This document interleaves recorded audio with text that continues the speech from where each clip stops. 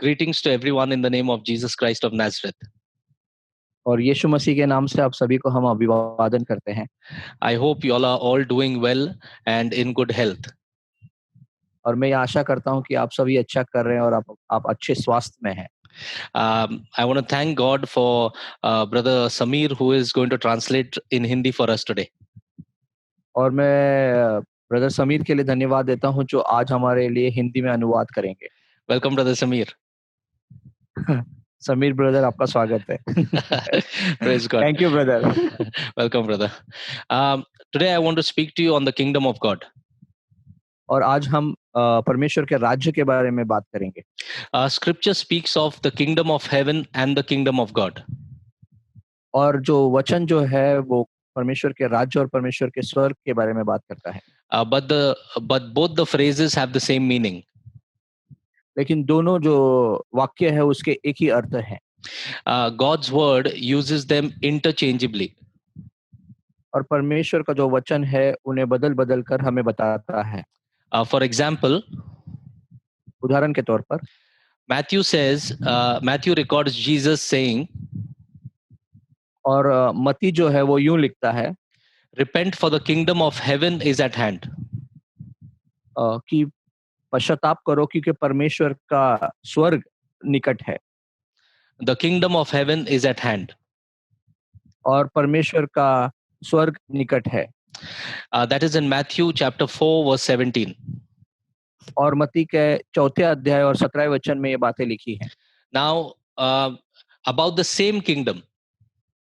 अभी अगर देखें हम उसी राज्य के बारे में जो बात है, Mark says, और मरकुस कहता है in Mark chapter 1 verse 15.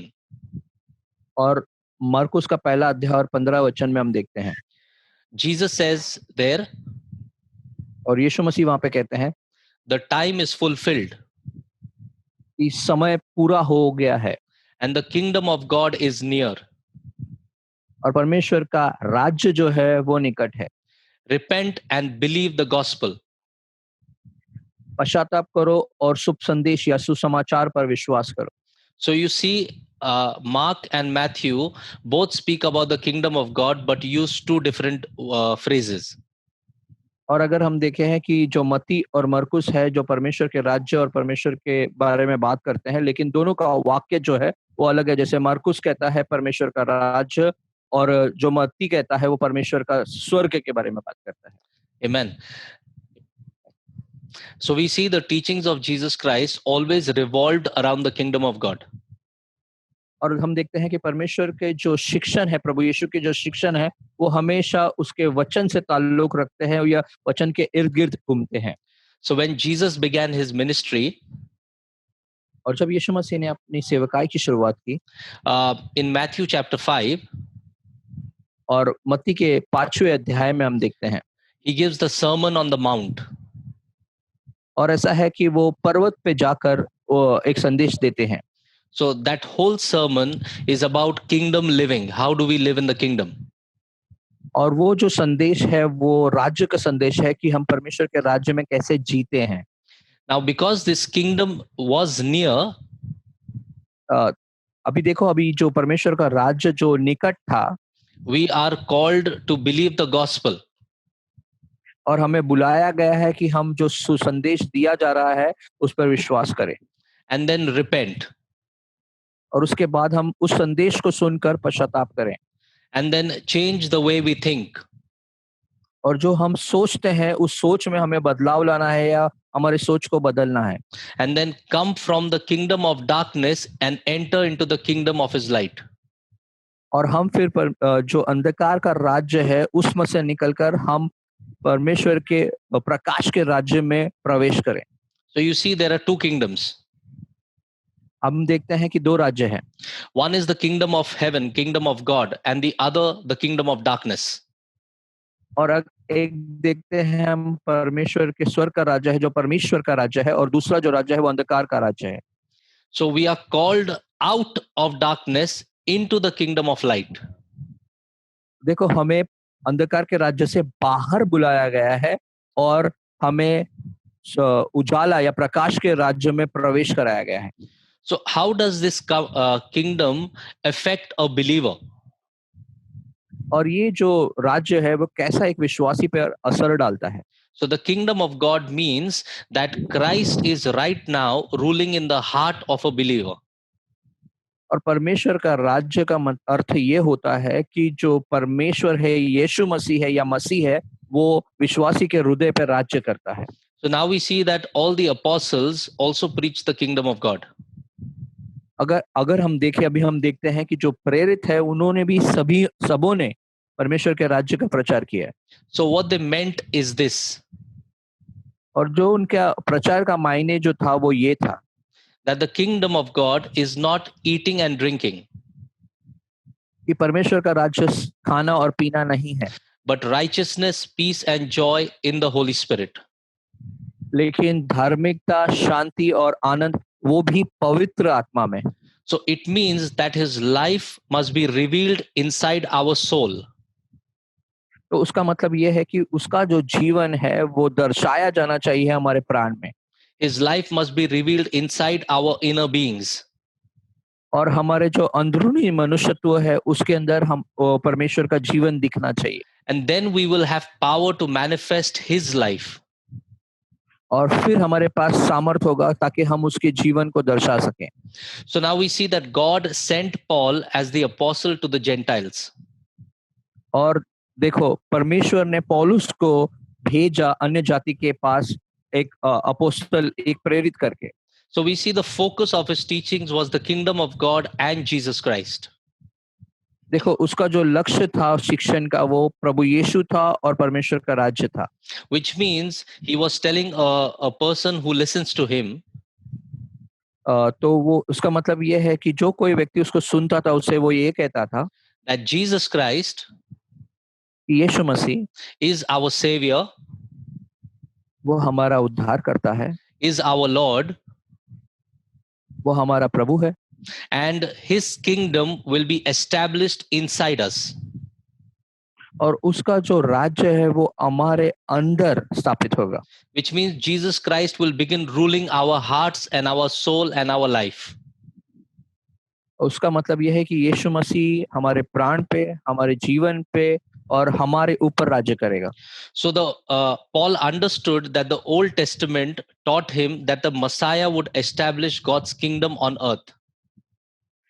लेकिन अगर हम देखते हैं कि जो जूना करार है, जूना करार में ऐसा है कि जो मसीहा वो आएगा और वो अपना राज्य इस धरती पर स्थापित करेगा। This is what Paul understood. ये पौलुस ने समझ लिया था। And then he also then understood that this Jesus Christ is the awaited Messiah. और वो समझ गया था कि यही यीशु मसीह है, वो मसीहा है जिसके लिए सारा संसार रुका हुआ है। Then he began using Old Testament scriptures. जब वो जूने करार के वचनों को या पुराने नियम के वचनों को लेने लगा, And then he taught people the necessity of believing in Jesus Christ. और तब उन्होंने पौलुस ने सिखाया कि विश्वास की क्या जरूरत है। And he said, you must believe in Jesus Christ. तो उसने कहा कि तुम्हें यीशु मसीह पे विश्वास करना जरूरी है, so that his kingdom is established within you. ताकि उसका जो राज्य है वो तुम्हारे अंदर स्थापित हो जाए। This is why Jesus said the kingdom of God is within you. इसीलिए यीशु मसीह ने कहा कि जो परमेश्वर का राज्य है वो तुम्हारे अंदर है। Come with me to Colossians chapter 1 verse 27 and 28. हम देखेंगे कोलोसियन का पहला अध्याय 28वां वचन हम देखेंगे।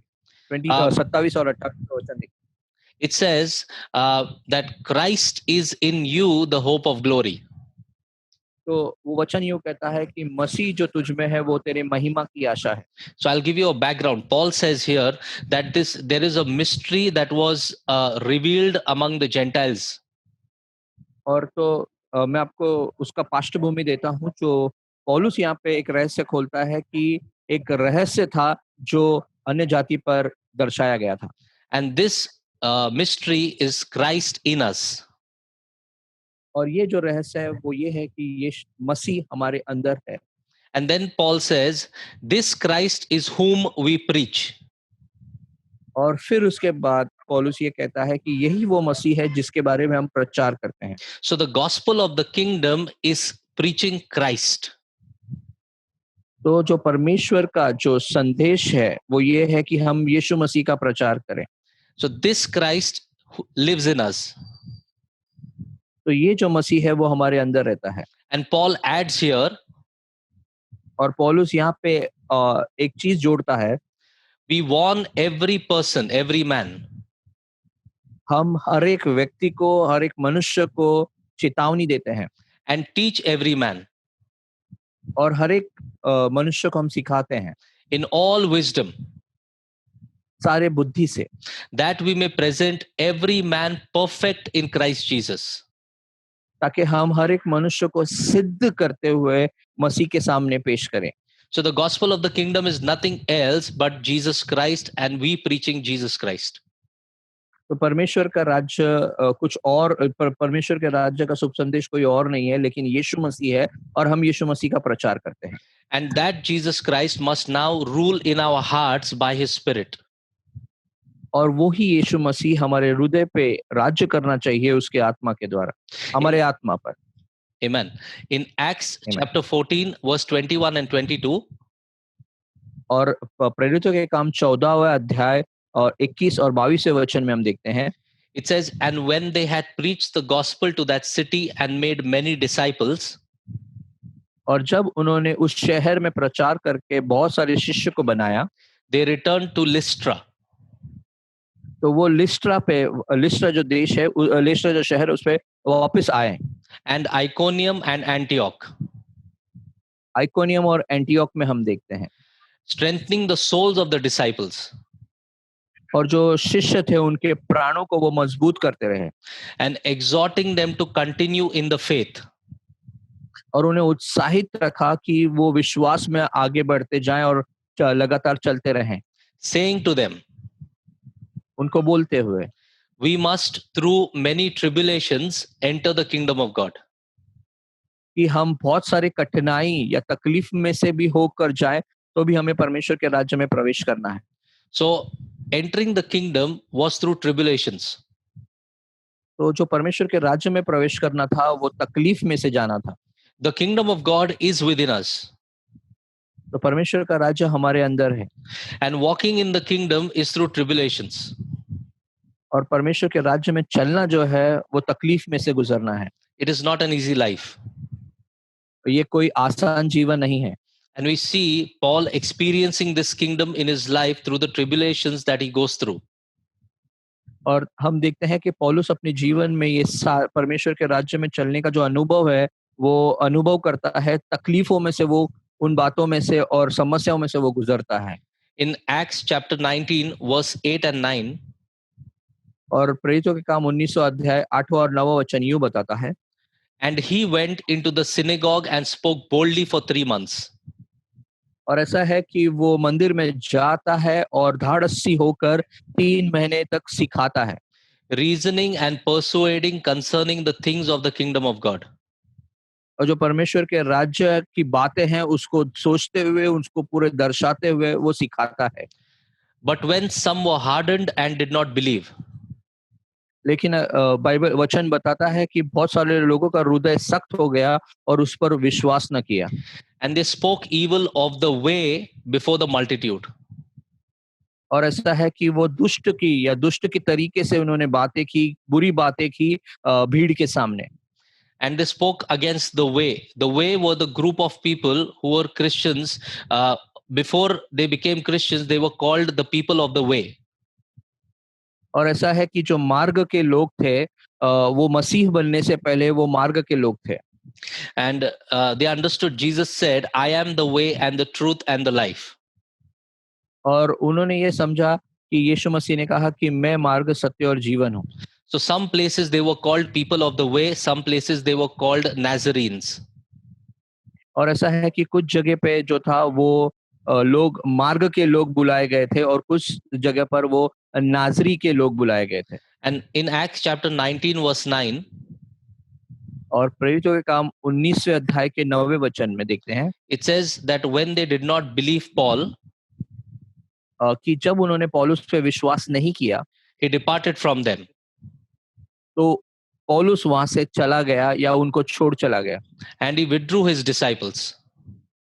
और ऐसा है कि उन्होंने अपने शिष्य को बुला लिया And he was reasoning daily in the school of Tyrannus. और टायरनस का जो पाठशाला थी उस जगह पर उसकी वार्तालाप वो किया करते थे। Amen. And we see in Acts 28 verse 23. और प्रेरितों के काम 28वां अध्याय और 23वां वचन हम देखते हैं। It says, Paul explained and solemnly testified of the kingdom of God. कि पौलुस ने जो परमेश्वर का राज्य है उसको पूरी तरीके से समझाया और पूरी तरीके से उसे दर्शाया। And he was persuading them concerning Jesus Christ.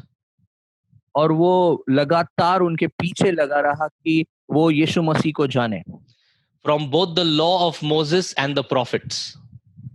और ऐसा था कि वो मूसा के नियम से और भविष्यवक्ताओं की बातों से लेकर उन्हें बताता रहा। And he was doing this from morning till evening. और बाइबल बताती है कि वो सुबह से लेकर शाम तक उन्हें सिखाता रहा। So we see that the kingdom of God, the preaching of the kingdom cannot be separated from the preaching of Christ. तो ये बात हमें समझ लेनी चाहिए कि जो परमेश्वर का राज्य है और यीशु मसीह का जो प्रचार है उसे हम अलग-अलग नहीं कर सकते। Without Jesus Christ, there is no kingdom. यीशु मसीह के बिना कोई राज्य नहीं है। And in simple words, the rule of Jesus Christ in our hearts is the kingdom of God. और सीधी तौर पे बात करें तो ये बात है कि परमेश्वर का जो यीशु मसीह का जो राज्य है जो हमारे हृदय पर वो राज्य करता है वो परमेश्वर के राज्य को दर्शाता है। So his rule in our hearts, his rule in our lives is the kingdom. और जो वो हमारे हृदय पे राज्य करता है, हमारे जीवन पे राज्य करता है, वो ही परमेश्वर का राज्य है। And this happens by his spirit. और ये जो भी चीजें होती हैं वो उसकी आत्मा के द्वारा होती हैं। And in Acts chapter 28 verse 30 and 31, और प्रेरितों के काम 28वां अध्याय और 30 और 31वें वचन में हम देखते हैं, it says, Then Paul dwelt 2 whole years in his own rented house. और ऐसा है बाइबल बताती है कि पौलुस 2 साल अपने भाड़े के घर में रहा And received all who came to him. और जो कोई उसके पास आते थे उसे वो ग्रहण करता था या उसे अपनाता था। And he was preaching the kingdom of God.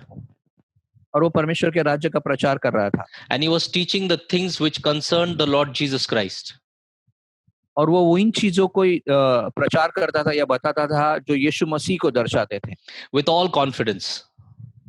पूरे आत्मविश्वास के साथ।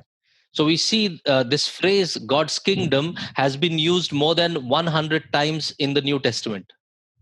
अगर ये वाक्य हम देखें परमेश्वर का राज्य नए करार में 100 बार से ज्यादा उपयोग किया गया है। So we must understand that it speaks of a way of life. तो हमें समझना चाहिए ये जो बताता है वो एक तरीका है जीवन जीने का, उसके बारे में बताता है। And not only a way of life, it speaks about a quality of life, the quality of life of Christ. और ऐसा है कि ये सिर्फ मार्ग का जो जीवन है या जीवन हमें किस मार्ग पे लेकर चलना है वो ही नहीं, लेकिन किस बेहतर तरीके से हम इस जीवन को जिए जो यीशु मसीह में है वो हमें बताता है। So Jesus Christ was sent into this world to display this kingdom life. तो यीशु मसीह को इस संसार में भेजा था ताकि वो इस जीवन को हमारे पास दर्शाए। Not only display this life, but also to give others this life.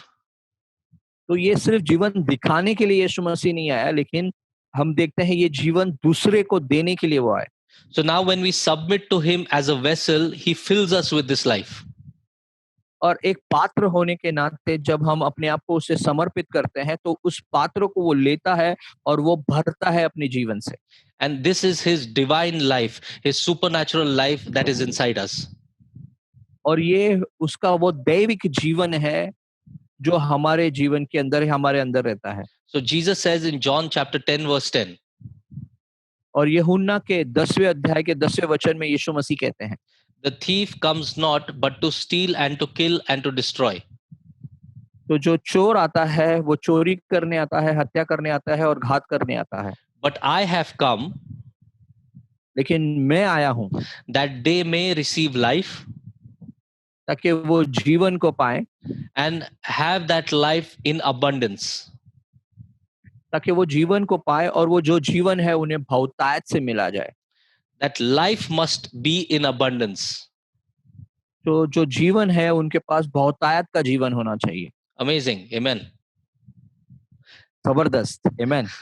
So we see the Son of God. He revealed what God is like, what our Father is like. और ऐसा है कि अगर हम देखते हैं कि परमेश्वर के पुत्र ने ये दर्शाया कि वो कौन है और ये दर्शाया है कि पिता कैसा है। And then he lived a life through the power of the Holy Spirit. और ऐसा है कि पवित्र आत्मा की सामर्थ्य जीवन उन्होंने जिया। That is why Jesus said इसी वजह से यीशु मसीह कहते हैं in John chapter 14 verse 9 and 10, यूहन्ना का 14वां अध्याय का 9वां और 10वां वचन में, he who has seen me has seen the Father. कि जिसने मुझे देखा है उसने पिता को देखा है। And the Father who dwells in me, he does the works. और पिता जो मुझ में रहता है वो इन कामों को करता है। So Jesus is the express image of the Father. तो अगर हम देखें तो यीशु मसीह वो दर्शाने वाला स्वरूप है पिता का। And he revealed that image to us. और उन्होंने वो स्वरूप जो है वो हमें दिखाया है। And we also see that Jesus obeyed the will of the Father. और हम देखते हैं कि यीशु मसीह ने पिता की इच्छा का पालन किया। And he expects us to do the same. और वो प्रभु यीशु हमसे भी वही अपेक्षा करते हैं कि हम भी पिता की इच्छा को पूरी करें। So his life is given to us by the Spirit. तो उसका जीवन जो हमें दिया गया है आत्मा के द्वारा, to obey his will. कि हम उसकी इच्छा का आज्ञा का पालन करें। The Bible says God is spirit. Bible बताती है कि परमेश्वर एक आत्मा है। And it is in John chapter 4 verse 24. और यूहन्ना का 4 अध्याय 24वें वचन में ये बातें लिखी हैं। And Jesus tells the Samaritan woman, God is spirit. और यीशु मसीह सामरी स्त्री से कहता है कि परमेश्वर एक आत्मा है। And God cannot be seen with the natural eye. और परमेश्वर इन सांसारिक आंखों से या स्वाभाविक आंखों से हम नहीं देख सकते परमेश्वर। Also the Bible says in 1 John chapter 4 verse 16 that God is love. और बाइबल बताती है 1 यूहन्ना 4 अध्याय और 16 वचन में कि परमेश्वर प्रेम है। So not only God is spirit but his essence is love. अगर हम देखा जाए तो कि परमेश्वर सिर्फ आत्मा नहीं है लेकिन उसका जो तत्व है वो प्रेम है। Yes. So we must understand that when he created Adam, तो हमें ये समझना है कि जब उन्होंने आदम की रचना की, so he breathed into him the breath of life. तो परमेश्वर ने जीवन की सांस आदम में फूकी थी, उसके शरीर में फूकी थी। Yes. And then Adam becomes a living soul. उसके बाद आदम जो है वो एक जीवित प्राणी बन जाता है। And then God expected Adam to have fellowship with him. तो परमेश्वर ने फिर अपेक्षा रखी थी कि अब आदम जो है वो मेरे साथ मेल मिलाप करेगा, But then संगति करेगा। Amen. And we understand that Adam fell. फिर उसके बाद हम समझते हैं कि आदम जो है वो गिर गया। And he disobeyed God. उन्होंने परमेश्वर की चीजों का या उसकी आज्ञा का उल्लंघन कर दिया। So because of his disobedience, sin entered the world. और आदम के आज्ञा उल्लंघन करने के वजह से कारण से पाप ने इस संसार में प्रवेश किया। And death is the result of sin. और जो मृत्यु है वो पाप का प्रमाण है। But we understand when the last Adam comes. लेकिन हम जब ये समझते जब आखिरी आदम आएगा, when he dies on the cross, जब वो क्रूस पे मरता है, his work at the cross makes it possible और उसका जो कार्य है क्रूस पर वो ये संभवता प्रदान करता है that we have access to God. कि हम परमेश्वर के पास अभी जा सकते हैं। And at the cross he finished everything of the old Adam, the old man. और जो क्रूस पे जो नए आदम ने पुराने आदम के सारी चीजों को पूरा कर दिया। So that we no longer belong to the old Adam, to the old order, but we are now in the last Adam, the Christ.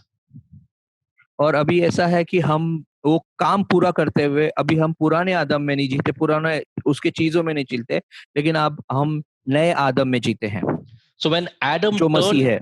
amen, amen. When Adam turned from the will of God, he lost that life that had originally God had given him. और जब आदम परमेश्वर से मुड़ गया या पाप से उसने आज्ञा का उल्लंघन किया, तो जो परमेश्वर ने जीवन उसे दिया था वो जीवन से वो लुप्त हो गया या उससे मुड़ गया। So we see that God had made man in his own image. कि परमेश्वर ने इंसान को अपने स्वरूप में बनाया था, But then, as soon as the sin came and the fellowship, the connection was lost, और जैसे अगर हम देखते हैं जैसे पाप आया हो और जो परमेश्वर का एक दूसरे से जुड़ना था वो खत्म हुआ। and then we see in Genesis chapter 5, verse 3, उसके बाद हम उत्पत्ति का 5वां अध्याय और 3रा वचन देखते हैं that Adam began to produce sons in his own image. और ऐसा हुआ कि आदम जो था वो अपने स्वरूप में अपने पुत्र को उत्पन्न करता रहा। And then, when that offspring was born, जब वो बच्चे पैदा हुए we see that they were self centered in nature. और हम देखते हैं उनका जो स्वभाव था वो स्वयं केंद्रित था। So, sin was inside man. तो जो पाप था वो मनुष्य के अंदर था। So, now this self centeredness, जो स्वयं केंद्रितता या स्वार्थीपन अगर हम बोल सकते हैं, that is what we, when a person is born in this world, when a child is born in this world and he grows without Christ, without the light, there is self centeredness inside us. और ऐसा है कि जब बच्चा जन्म लेता है वो बढ़ता है इस संसार में, इस दुनिया में, तो वो स्वयं केंद्रित होता है। And that self-centeredness pushes us forward to look at ourselves all the time. और जो स्वयं केंद्रितता जो होती है वो हमें विवश करती है कि हम सिर्फ अपने आप पे ध्यान दें। So now that is the source of all sin. और अगर हम देखा जाए तो सारे पाप का जो सूत्र है वो ये बात है। Being self-centered and self-seeking. और ऐसा है कि हम स्वयं केंद्रित होते हैं और सिर्फ अपने बारे में ही सोचते हैं। That is the reason there is darkness and chaos in the world. यही वो कारण है जिसके वजह से अंधकार और सारी चीजें उथल-पुथल हैं। Now in Romans chapter 5 verse 12, और रोमियो का 5वां अध्याय और 12वें वचन में ऐसा लिखा है, it says, therefore just as through one man sin entered the world, और जैसे एक मनुष्य के द्वारा पाप ने इस संसार में प्रवेश किया and death came through sin, और जो मृत्यु है वो पाप के द्वारा आई, and death spread to all men. और वो जो मृत्यु है वो सारे मनुष्यों पर फैल गई। Now because all have sinned. और अभी देखो कि सभी ने पाप किया है। So now, when sin came, the light of God from the soul of man ceased to be. और ऐसा हो गया कि देखो जब पाप आया ना तो परमेश्वर मनुष्य के प्राण के अंदर जो परमेश्वर का प्रकाश है ज्योति थी वो बुझ गई या लुप्त हो गई। So there is an inner emptiness that is called depravity in man. और ऐसा है कि अगर हम देखें एक खालीपन है मनुष्य के अंदर जो उसे खाता है। So it causes man to be self-centered. इसके वजह से क्या होता है कि मनुष्य सिर्फ अपने ऊपर केंद्रित होता है, Self-seeking. और वो सिर्फ अपनी बातों को कोसता है, अपने बारे में ही बातों को लेता है, Self-willed. और ऐसा है कि अपनी इच्छा से चलता है, And self-sufficient. और ऐसा है कि मुझे ये चीजें चाहिए, वो हिसाब से वो चलता है। So the seed of sin causes this corruption within the heart of man. और ऐसा है कि जो ये पाप का जो बीज है ना वो हमारे अंदर हमें भ्रष्ट करता है, मनुष्य को भ्रष्ट करता है। But when Jesus, the Son of God, लेकिन जब यीशु मसीह परमेश्वर का पुत्र, he came as the last Adam. जैसे वो आखिरी आदम बनकर आया, He came as the second man. वो एक दूसरा मनुष्य बनकर आया। So he began to reveal the light of God in this world. तो वो जो दूसरा आदमी है वो परमेश्वर का जो प्रकाश था वो इस संसार में दिखाना शुरू किया। So he then began to display that life of God to others. और फिर जो परमेश्वर का जो जीवन है वो दूसरों को दर्शाने लगा And then he himself became the bread from heaven. और वो स्वयं स्वर्ग की रोटी बनकर उतरा And then he says that if you eat me, eat my flesh and drink my blood, then you will have life in you.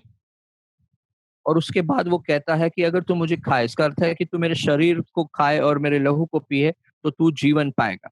So once we receive Christ in our life, we receive his life. जब हम यीशु मसीह को अपने जीवन में लेते हैं तो उसका जो जीवन है उसे हम अपने जीवन में लेते हैं। So he displayed how to live the heavenly life. तो उन्होंने यीशु मसीह ने दर्शाया कि कैसा स्वर्गीय जीवन हम इस धरती पर जी सकते हैं। And then we understand from him that once the Son is revealed in us, his life can be displayed through us. तो एक चीज हमें समझनी है कि जब पुत्र हमारे अंदर से दर्शाया जा सकता है तो उसका जो जीवन है हम जी सकते हैं। So Matthew 6 verse 9 and 10 says, मत्ती का 6 अध्याय और 9 और 10 वचन यूं कहता है Our Father who art in heaven, hallowed be your name. कि हमारे पिता हे हमारे पिता जो स्वर्ग में है, तेरा नाम पवित्र माना जाए, Your kingdom come. तेरा राज्य आए, Your will be done तेरी इच्छा पूरी हो, on earth as it is in heaven. तेरी इच्छा पूरी हो धरती पर जैसे वो स्वर्ग में पूरी होती है।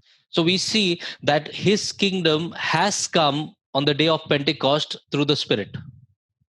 तो अगर हम देखें तो उसका जो जीवन है वो पंतकुस्त के दिन में आया पवित्र आत्मा के द्वारा। And we see that that kingdom, the rule of Christ, the rule of the Father right now is in man.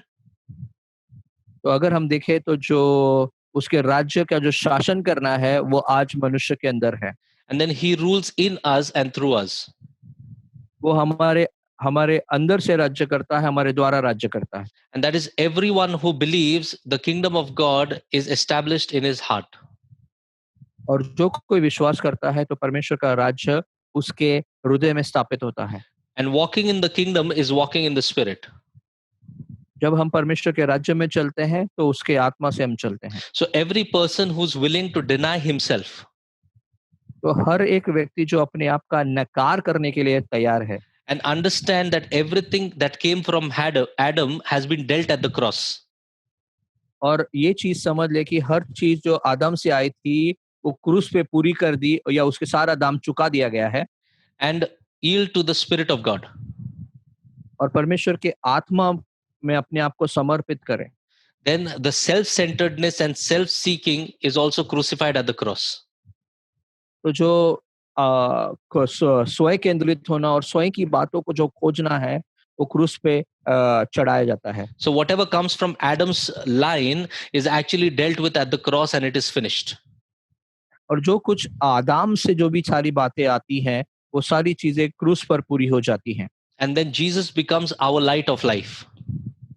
तो उसके बाद यीशु मसीह हमारे जीवन का प्रकाश या ज्योति हो जाता है। And then through us, his righteousness, his holiness is displayed to the world.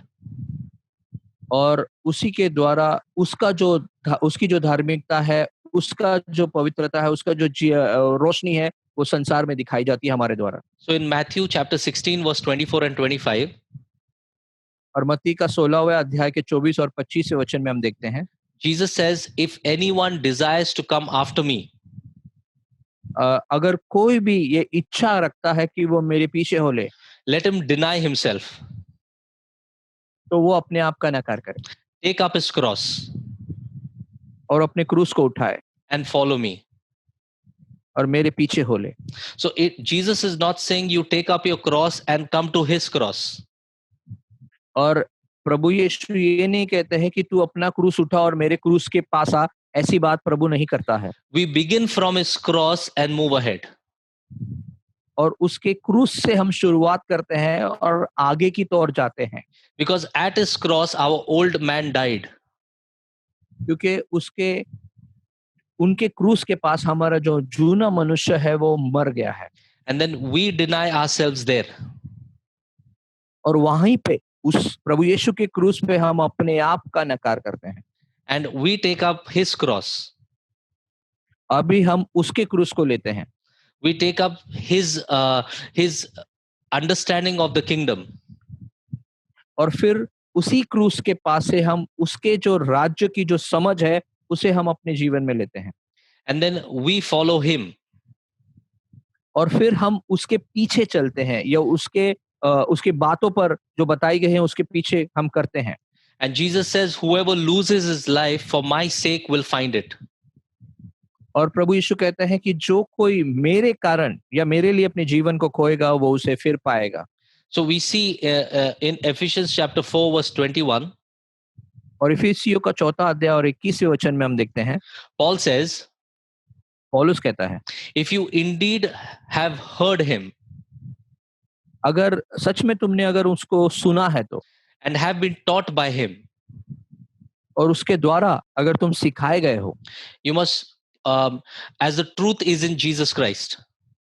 जैसे जो सच्चाई जो यीशु मसीह में है And in verse 24, और 24वें वचन में he says, put on the new man, तो नए मनुष्यत्व को पहन लो करके वो कहता है which was created according to God, जिसे जो परमेश्वर के अनुसार बनाया गया था in true righteousness and holiness. और वो सच्ची धार्मिकता में और सच्ची पवित्रता में उसे बनाया गया था So we must understand that everything begins at the cross of Christ. तो हमें समझ लेना चाहिए कि जो हर एक बात की जो शुरुआत होती है ना वो क्रूस से शुरुआत होती है So at the cross, we understand that it is no more our will but his will. तो हमें समझना है कि जो क्रूस पे जब हम जाते हैं तो अब हमारी इच्छा नहीं लेकिन उसकी इच्छा हमारे जीवन में मायने रखती है At the cross, we are separated from the tree of Adam. और क्रूस के अगर हम क्रूस के पास है ना तो जो आदम का वृक्ष या आदम का जो पेड़ है ना उससे हम अलग होते हैं या फिर आदम के जो वंश में से हम अलग किए जाते हैं Amen. And we are grafted into Christ. और ऐसा है कि हमें लिया जाता है और हमें यीशु मसीह में डाला जाता है The cross of Christ cannot be separated from his kingdom.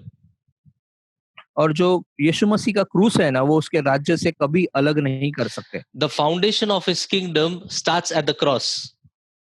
और जो उसके राज्य की जो नींव है ना वो क्रूस से शुरुआत होती है That is why Jesus says, not my will, but yours be done. इसीलिए यीशु मसीह ने कहा कि मेरी इच्छा नहीं लेकिन पिता तेरी इच्छा पूरी हो That is the cross that we also must bear. और यही वो क्रूस है जिसे हमें भी उठाकर चलना है So when we follow him, that is the way of the cross.